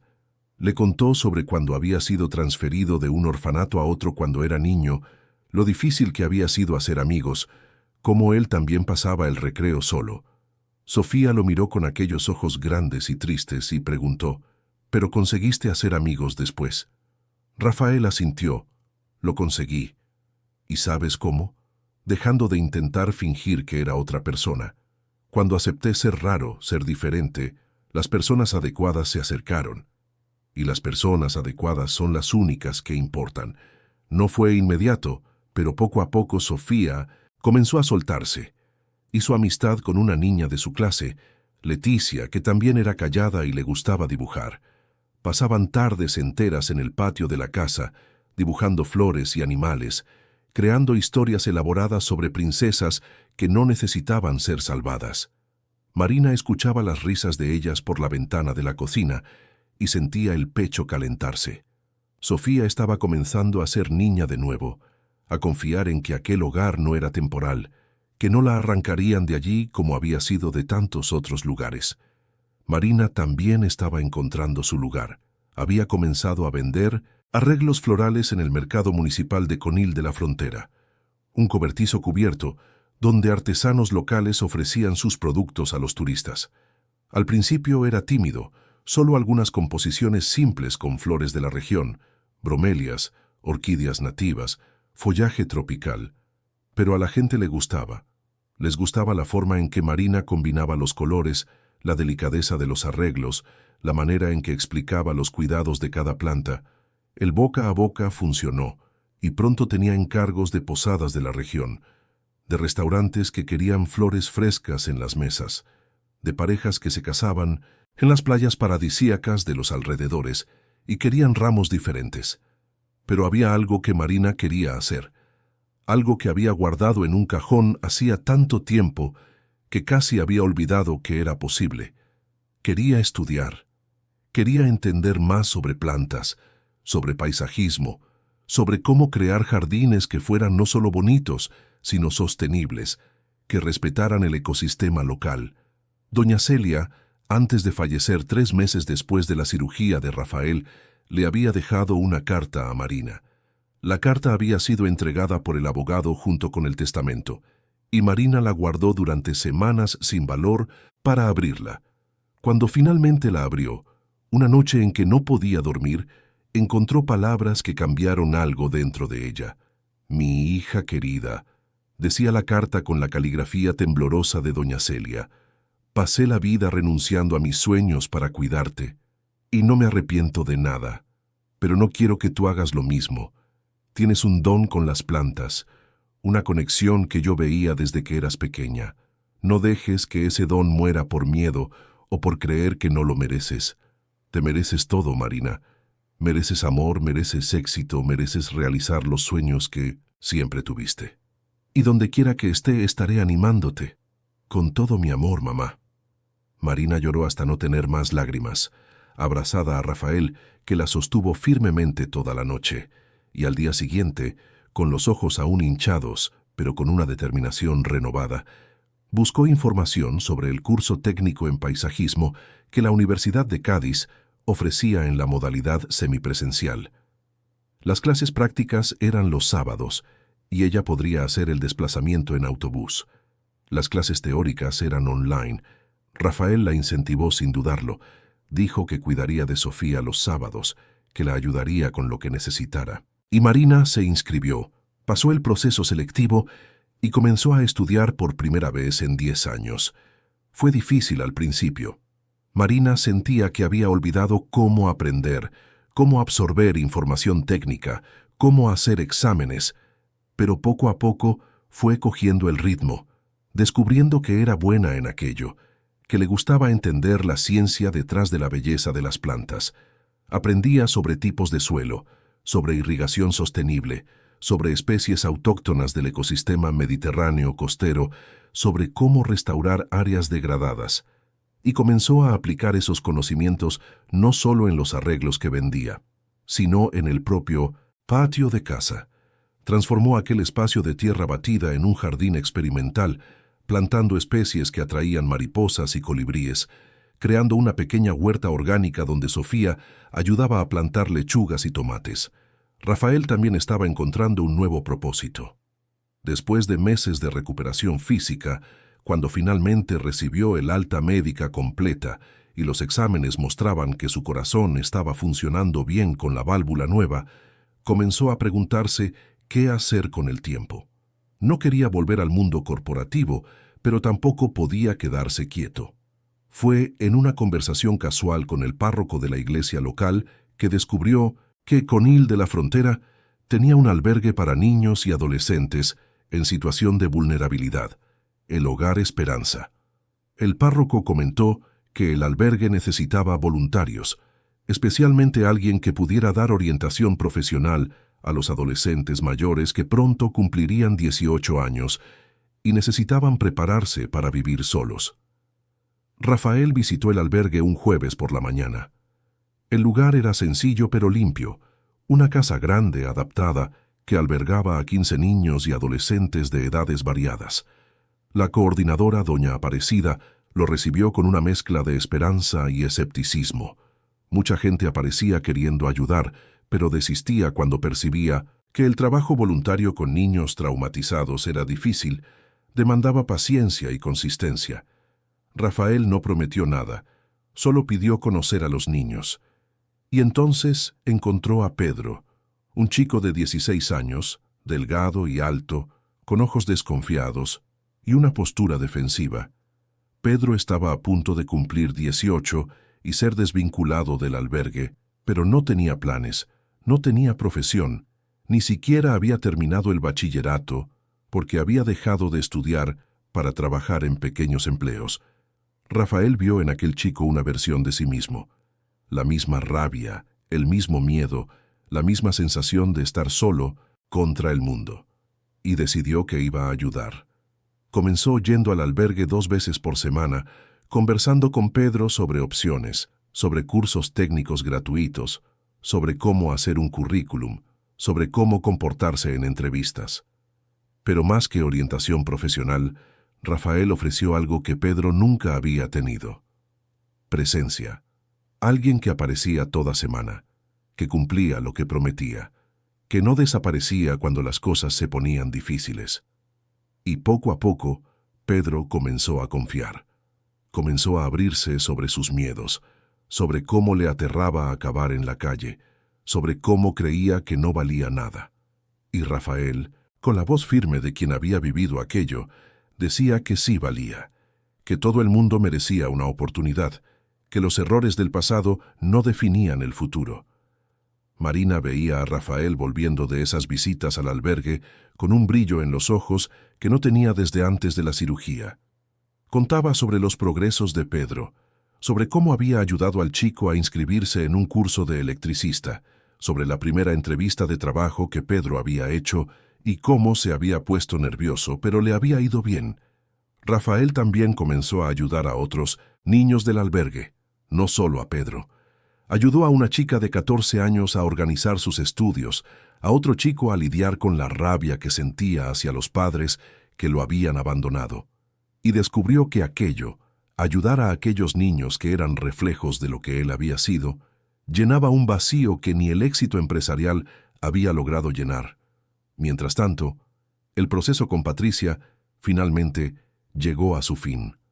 Los abogados de Rafael, incluso con los recursos limitados, habían logrado probar que todas las acusaciones eran falsas, basadas en documentos adulterados. Patricia fue condenada por difamación y tuvo que pagar una indemnización, pero el valor era irrisorio comparado con los daños que ella había causado. La empresa no iba a volver, la reputación no sería completamente restaurada. Pero Rafael descubrió que ya no le importaba. Había encontrado una vida que valía más que cualquier éxito financiero. Una vida con propósito, con conexiones reales, con amor. Una noche, 6 meses después de la mudanza a Conil de la Frontera, Marina y Rafael estaban sentados en el porche de casa, viendo a Sofía jugar en el patio con Leticia, las dos niñas corriendo detrás de luciérnagas que parpadeaban en la oscuridad. Rafael tomó la mano de Marina y dijo algo que ella nunca había esperado escuchar. «Quiero adoptar a Sofía oficialmente. Quiero que sea nuestra hija, no solo una niña a la que estamos cuidando temporalmente». Marina sintió que sus ojos se llenaban de lágrimas. «¿Estás seguro?». Rafael asintió, mirando a la niña que reía a carcajadas, persiguiendo la luz efímera de los insectos. «Ella me enseñó que no necesitamos tener la misma sangre para ser familia. Familia es quien elige quedarse, quien elige amar incluso cuando es difícil. Y yo la elijo a ella. Nosotros la elegimos a ella». El proceso de adopción llevó meses. Asistentes sociales vinieron a hacer visitas, evaluar las condiciones de la casa, conversar con Sofía para asegurarse de que ella quería ser adoptada. Al principio Sofía se asustó, con miedo de que fuera otra promesa rota, otra familia temporal que iba a desistir de ella. Pero Marina y Rafael fueron pacientes. Le dijeron, cuántas veces fue necesario, que no se irían, que ella podía probarlos, podía tener rabietas, podía ser difícil, y ellos aún estarían allí. Y Sofía los probó. Hubo días en que fue agresiva, dijo cosas horribles intentando alejarlos, puso los ojos en blanco y dio portazos. Pero ellos se quedaron. Y cada vez que se quedaban, que demostraban que el amor no tenía condiciones, Sofía se ablandaba un poco más. El día en que la adopción fue oficializada, en un juzgado de Cádiz, Sofía usó un vestido amarillo que Marina le había cosido, con flores bordadas a mano. La jueza leyó el documento oficial y preguntó si Sofía estaba de acuerdo en ser adoptada. Sofía miró a Marina y Rafael con los ojos brillantes y dijo sí con una voz firme que no tenía al principio. Y entonces la jueza golpeó el martillo y declaró que Sofía ahora era legalmente hija de Marina y Rafael Méndez Albuquerque. Sofía se lanzó a los brazos de los dos, llorando, y por primera vez desde que su madre biológica había muerto, dijo en voz alta lo que sentía. «Tengo una familia de verdad». Volvieron a Conil de la Frontera aquel día conduciendo despacio por la carretera costera, las ventanas abiertas, el olor a mar entrando en el coche. Sofía cantaba en el asiento trasero, desafinada pero feliz, una canción que había aprendido en la escuela. Marina miró a Rafael, que conducía con una mano en el volante y la otra en la de ella, y percibió que habían construido algo imposible de destruir. No porque fuera perfecto, sino porque era real, construido sobre bases de vulnerabilidad, honestidad, elección diaria.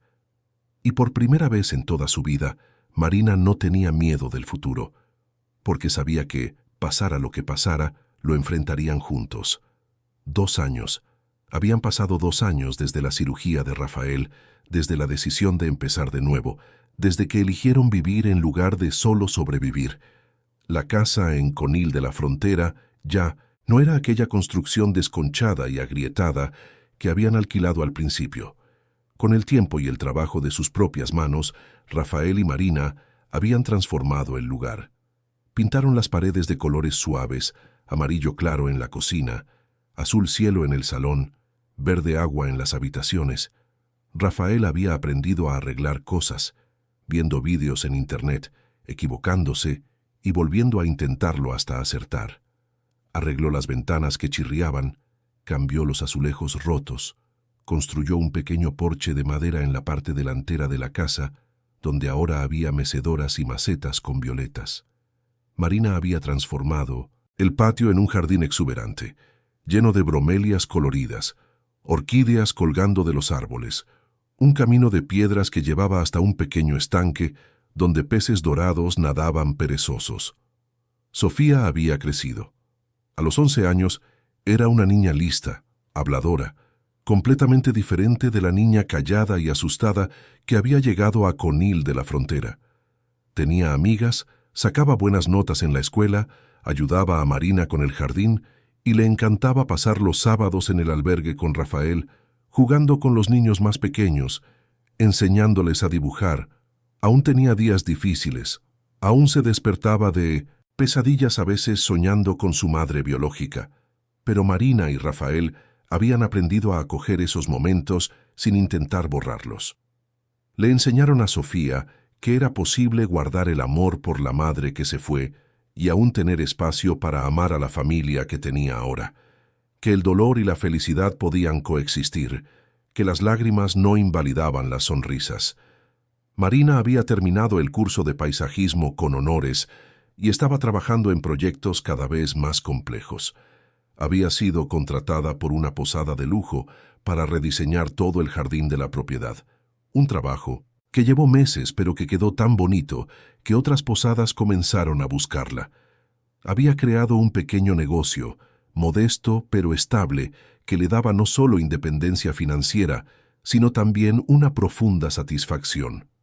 Cada jardín que creaba era una obra de amor, un pedazo de belleza dejado en el mundo.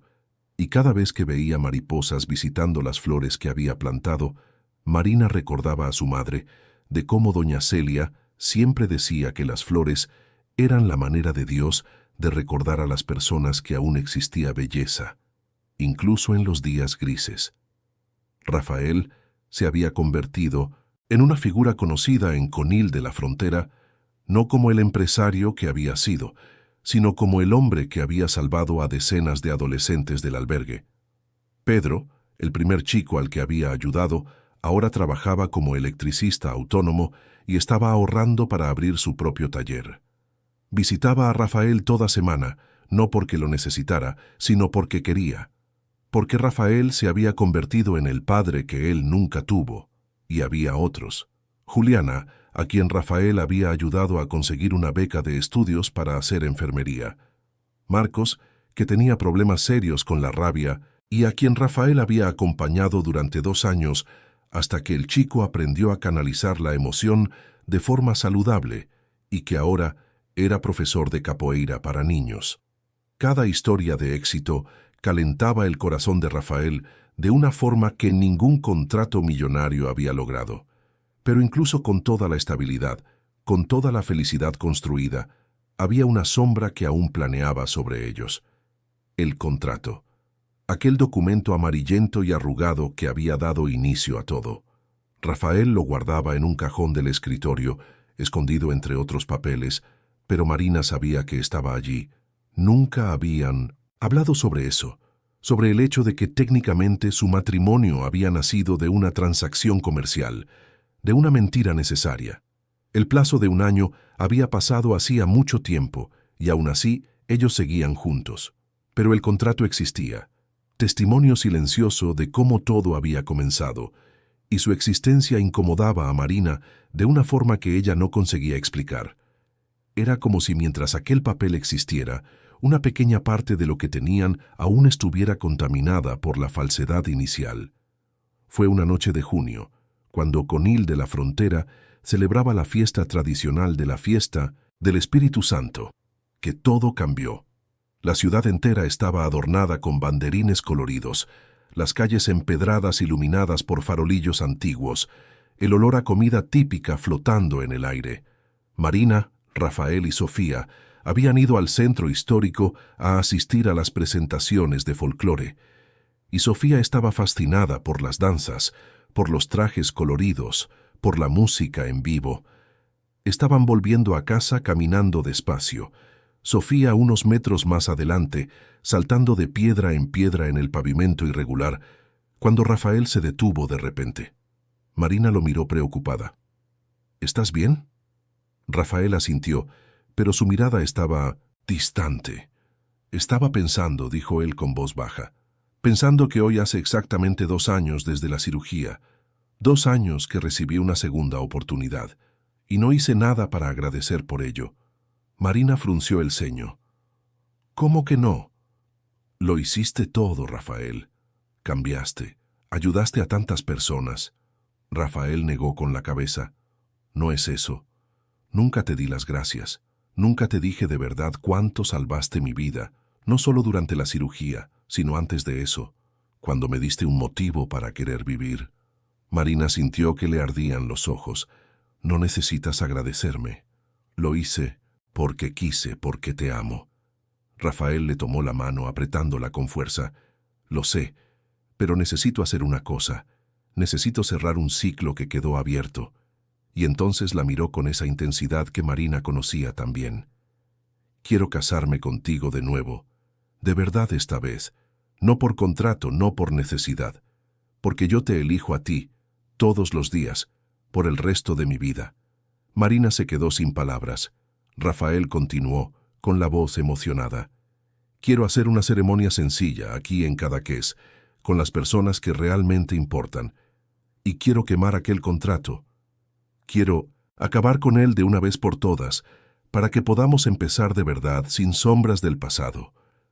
Marina no pudo contener las lágrimas. Sí, susurró. Sí, yo también quiero eso. Y entonces Rafael la atrajo para un beso allí en medio de la calle empedrada, con Sofía gritando cosas vergonzosas delante y riendo, y con algunos vecinos pasando y sonriendo a esa pareja que todo el mundo en el pueblo ya conocía y admiraba. Organizaron la ceremonia para finales de mes, y fue tan diferente de aquella primera vez en el frío registro civil de Madrid. Eligieron la playa, de Cala Lledó, una cala pequeña y protegida con arena blanca y aguas verdes transparentes. Invitaron solo a las personas que realmente formaban parte de sus vidas. La señora Elena, la fisioterapeuta que había ayudado a Rafael a caminar de nuevo, la señora Pilar y los niños del albergue, los amigos de Sofía de la escuela, los clientes de Marina que se habían convertido en amigos, Pedro, Juliana, Marcos y otros adolescentes a quienes Rafael había ayudado. No había sacerdote ni juez, solo un amigo pescador que se ofreció a oficiar la ceremonia de forma simbólica, porque lo que importaba no era el papel oficial, ya lo tenían, sino el significado. Marina usó un vestido sencillo de algodón blanco que ella misma había cosido, con flores bordadas en el dobladillo. Descalza en la arena, el cabello suelto al viento, caminó hasta Rafael que la esperaba cerca de las olas, también descalzo, con pantalones claros y camisa blanca, los ojos brillando. Sofía estaba a su lado, sosteniendo una cesta con pétalos de rosas que Marina había cultivado especialmente para ese día. El pescador habló sobre el mar, sobre cómo las olas van y vienen, pero la marea siempre regresa, sobre cómo el amor verdadero es así, constante a pesar de las tormentas. Y entonces pidió que Rafael y Marina dijeran sus promesas. Rafael tomó las manos de Marina, mirándola a los ojos con esa vulnerabilidad desnuda que ella había aprendido a amar. Marina, dijo, y su voz tembló. Cuando te conocí, yo era un hombre vacío que había confundido el éxito con la felicidad. Tú me enseñaste que ser amado no depende de lo que tengo o de lo que puedo ofrecer. Tú te quedaste cuando no tenía nada, cuando era solo un hombre asustado en una cama de hospital. Tú me enseñaste a confiar, a abrirme, a creer que merecía ser amado solo por ser quien soy. Y yo prometo pasar el resto de mi vida mostrándote que fue la mejor elección que pudiste haber hecho. Prometo ser suave, como prometí aquella primera noche, pero también prometo ser fuerte cuando lo necesites, ser presente, ser real. Prometo elegirte a ti todos los días, incluso en los días difíciles. Prometo construir contigo una vida que valga la pena ser vivida. Marina estaba llorando abiertamente ahora, y cuando llegó su turno de hablar, necesitó respirar hondo para lograrlo.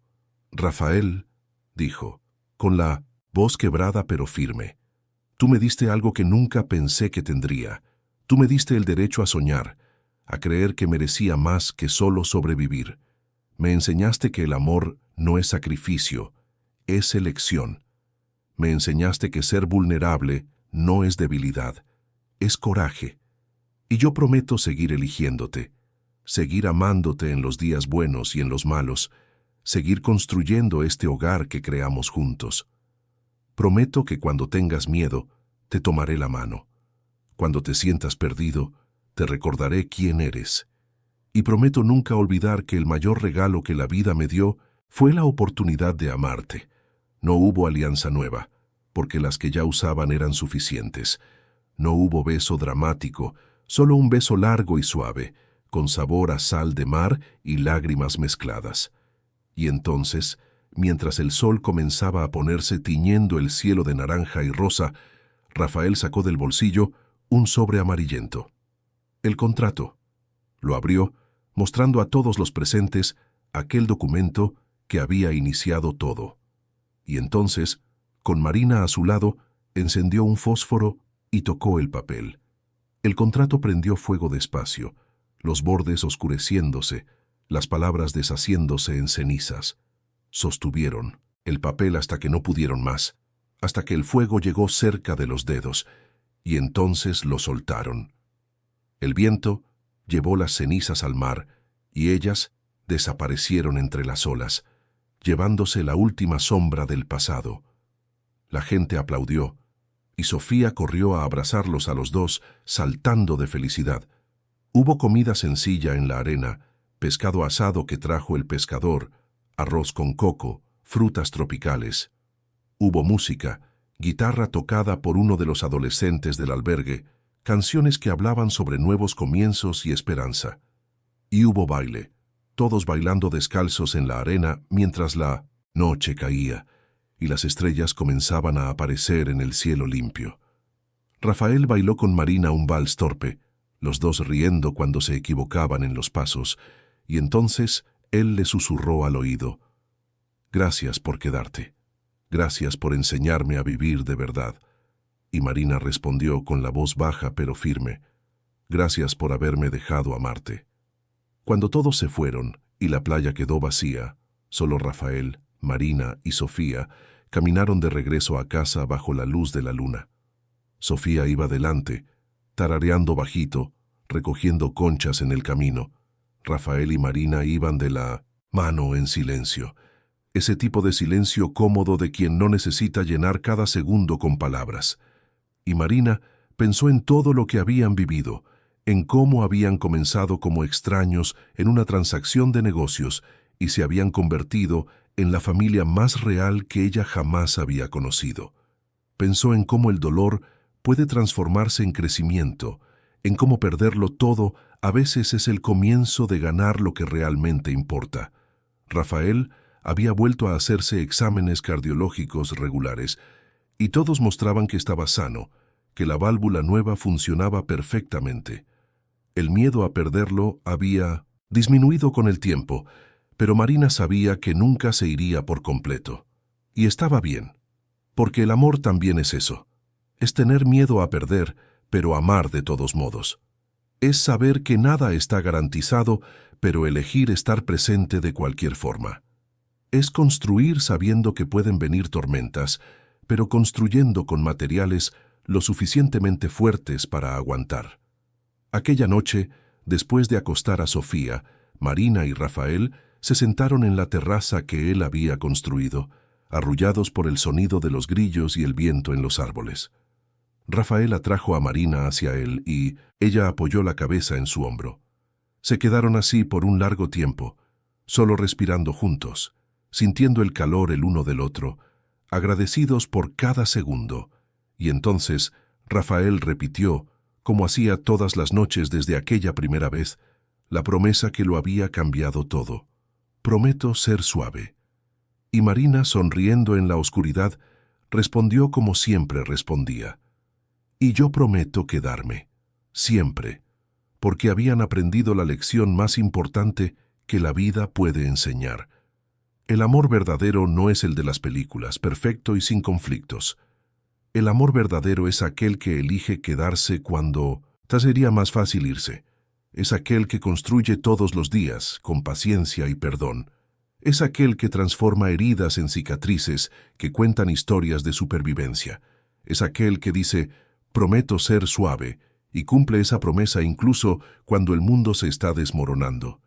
Es aquel que mira los escombros de lo que fue y decide construir algo nuevo, algo mejor, algo que valga cada lágrima derramada.